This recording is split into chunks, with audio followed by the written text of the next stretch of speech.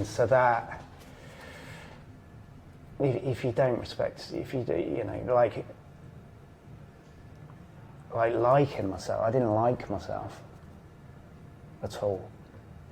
And then I didn't even respect myself at all.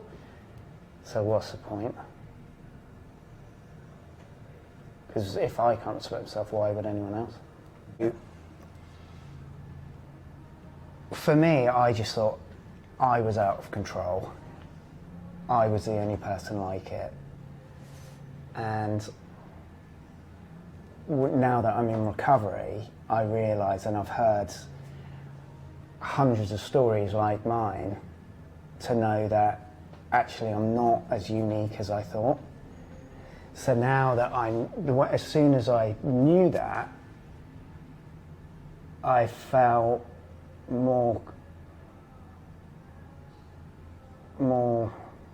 normal in a way, because you know, I thought, okay, so I've heard other people, you know, I've got similar stories, a completely different narrative, but you know, like the process behind it is quite similar, and you connect with what you relate to in the story, not the differences. And I think it's that, you know, I think it's like nobody knows this is going on.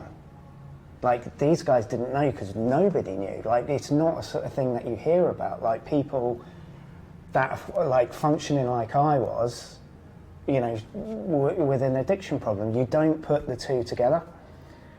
And so I can now tell my story in the security of like knowing who I am and being, accepting where I've been and who I am and what I'm doing now. But, you know, so then that's why I share my story, because it's okay to be vulnerable.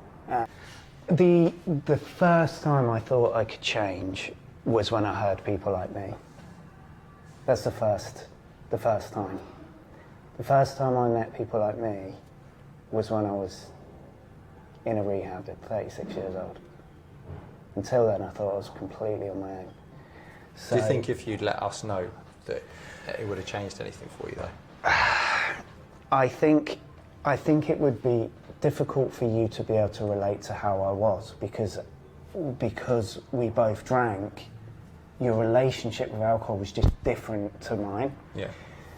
And so I think what would have helped is if I'd met somebody that was working. That didn't necessarily have to be within our organisation, but if I'd met somebody in recovery who told me their story, who told me how they were behaving, yeah, I might have been like, I wouldn't have said I'm like you, but I'd have thought, that makes sense. In my brain, I'd have been like, I'm like that person. Yeah. Yeah, I don't think there's one thing that I could say would have helped. I think it's, for me, and like what we're doing with like Recoverlution is trying to just grow awareness, have these conversations. It's not about looking for ways to blame other people or look at things that I could have done now, but the only thing I can do is tell my story and just, you know, just try and disrupt that stigma a little bit, that alcoholics aren't the tramp on the street, they might be the person sat next to you at your desk.